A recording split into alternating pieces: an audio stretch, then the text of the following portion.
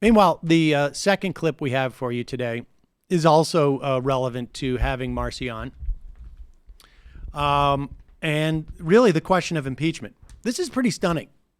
And we played some of the clips from the Justin Amash town hall, where he had a tremendous amount of support for his calls to impeach Donald Trump based upon the Mueller report. I think there's a lot of people would argue you don't need the Mueller report to impeach Donald Trump, but it's nice to have multiple accounts. And the argument that many people are making about impeachment, despite the fact that it doesn't poll as well as one would want to go ahead with it, is that there's a huge contingency of people in this country who are not aware of what's in that report. I would include virtually all of you listening to me, because I know almost none of you have read it. I know almost none of you have read it.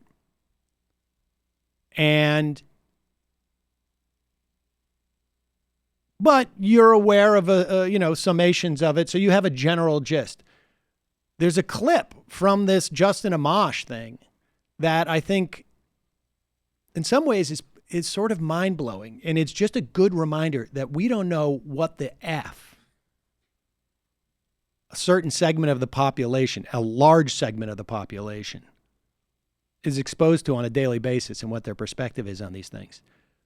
We can talk about Ben Shapiro, although he is now on right-wing talk radio. We can talk about, Jordan Peterson, Dave Rubin. I mean, that's where the kids. But when you talk about people ages 40 to 70 in this country who are conservative, the main source of their news is not just Fox. In fact, it's not Fox. It is right-wing radio. And if you listen to right-wing radio, you are living in a completely different universe than everyone else. And here is an example of that. This is from Lawrence O'Donnell caught this clip. It's pretty amazing. Supporters were outraged and others were confused. One Republican who attended the congressman's town hall said that she didn't know there was anything negative about President Trump in the Mueller report until Congressman Amash started talking about it. I was surprised to hear there was anything negative in the Mueller report at all about President Trump. I hadn't heard that before, and I mainly listened to conservative news, and I hadn't heard anything negative about that report, and President Trump had been exonerated. I mean, where would you ever get the notion that all of it completely exonerated, all the charges obliterated in the report? Fox News, right-wing radio, and people and guests who go on those shows. Guests who are really concerned about misinformation and hoaxes and whatnot. That is why any calculation that anyone makes about polling regarding impeachment is largely irrelevant,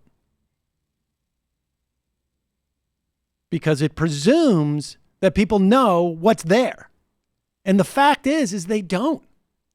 You go back, and as big as that grab them by the P word tape was, not as many people heard it as we thought, I think, at the time.